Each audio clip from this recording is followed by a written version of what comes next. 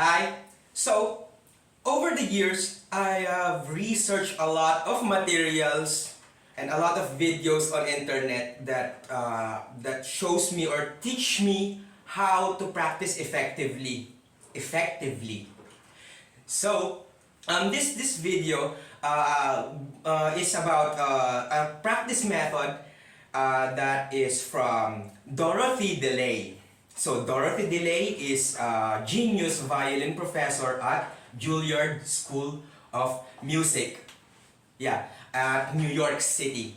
So she has made this 5 points on how to practice. It's like a 5-hour violin diet. So I'm gonna do it now using the recorder. So number one, for 50 minutes plus 50 minutes, I'm gonna practice the first point, basics. So basics includes tonguing and breath, air capacity, and fingers. So I'm gonna do that for 50 minutes. So in practicing basics or articulation, the finger, the tongue, and the air capacity should work in unison. They should work in one. So that's what I'm aiming for here in this when I practice my basics. Here I practice my long notes first, my air capacity. So here on this exercise, I'm just focusing on my tongue, the syllables tudu tudu tudu tudu or diga diga diga diga. So now this is finger trailing, warm up for my fingers. So this is the third part. So now I'm doing scales so I can unite my finger, my air, and my tongue all together, work together as one on a slow scale. On practicing a slow scale, I focus on the sound quality, so I listen very well to the sound. Now it's time to add more speed on the scale and try to listen to the intonation, the fingers, and the tongue. So working on more unity on my scale playing. So this is articulation. So here I'm focused. I'm just for 50 minutes. I'm just going to focus on my fingers, my tongue, and my breath capacity. If I have to go back to tonguing, I'm going back to tonguing. If I have to go back to my fingers, I'm going back to my fingers. Just concentrating on the basics for 50 minutes. So I just did basics for 50 minutes and rested for 10 minutes. So the second part of the practice after resting for 10 minutes is one of my favorite point, repertoire passages. So repertoire passages is practice time or practice thing that you will just take one good pair or one phrase of your favorite repertoire passages that is very difficult for you to do and just improve on them, play them slow, and just dive in.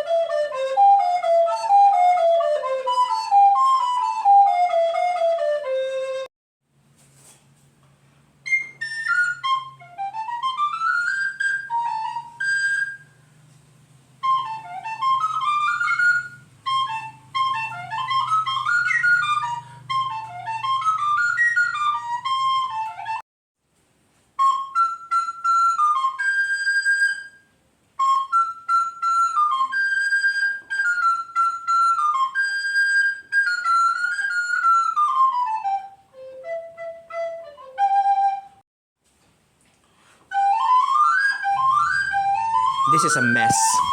You have to play this slowly. But this is a sweep from, again, Spring, Vivaldi Spring.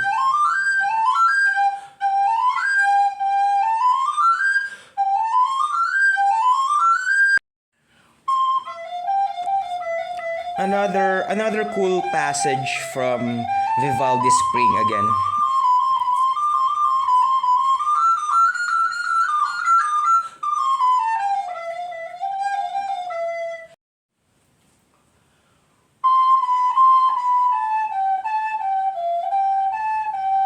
So this particular piece, I studied this piece at the University of the Philippines with my professor, Sir Dino Guadalupe. So I have to really nail this one and practice it slowly and as clean as possible. I can't do that still, but I was able to pass the semester exams using this piece and a teleman. So this is memorable piece for me. So it's now the third hour of the practice, and which is the third point, which is etudes. So I have an etude. So my etude is from this book by Mr. Finger. Okay? So I'm gonna do my etude for like 50 minutes again. So on this study, I talked to my friend Boglar Kabaykov, and I told her that she's coaching me on this one, and I told her that if is it okay to make this as an etude, and she said yes. So the aim of this etude is phrasing and breathing. So it's very difficult. So I have to mark the things that make sense, like sentences and periods and commas. So this makes sense. I love it. I love the sound too.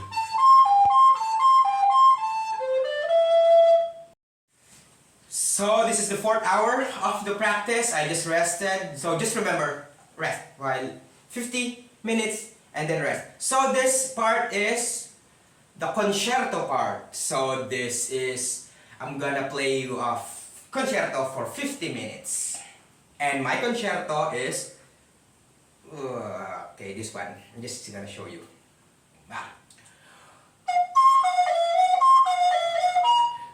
So this concerto is the one I am working on right now, and it's from Vivaldi, and I think this is the easiest recorder concerto that Vivaldi wrote. Plus, it's very beautiful. I like the sound, the playfulness of the piece, and I've worked on this for like 1 year now at University of the Philippines too. Having some advice there, and I love this one. It's very close to my heart, and I love the movements. I love all the movements.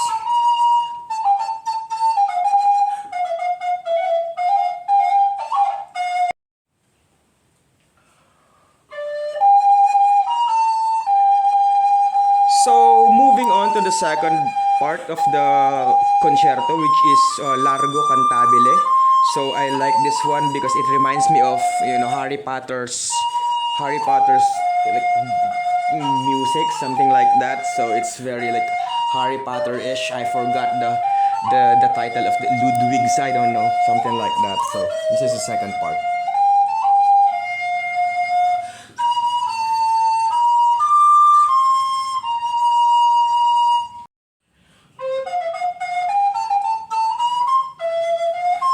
So moving on to the third part of the concerto, the allegro again. So I really like the sound of this and very enjoyable to play. That's why I choose this particular concerto for my repertoire. So yeah. So finally, we're on our fifth hour on the fifth point of the practice, which is Bach or solo repertoire. So I choose the Jig by Bach. This is very close to my heart, very famous one, violin music, sopranino recorder. Bach.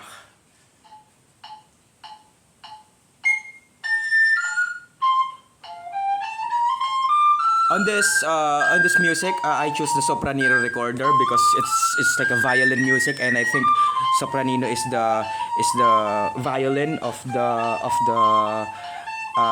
recorder consort. So I started 100 beats per minute, and then moving on, I'm gonna go up to 120 because that's just all I can do.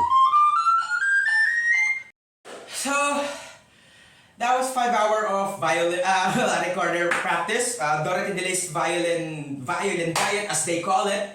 And that was 5 hours, and it's already evening.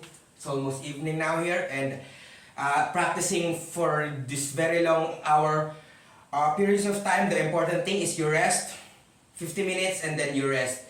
And I feel very happy.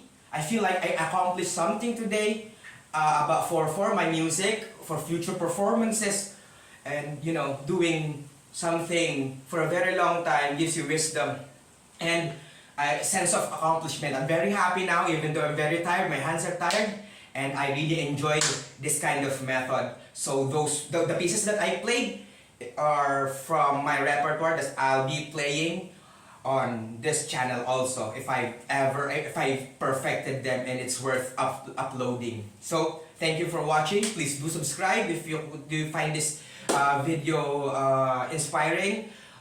Yeah, subscribe and give it a like or comment down below if you want to say something technical or things like, I don't know. It's up to you. Thank you very much. I'm Matt, and this is the Recorder Studio. I'm so tired but happy. Bye.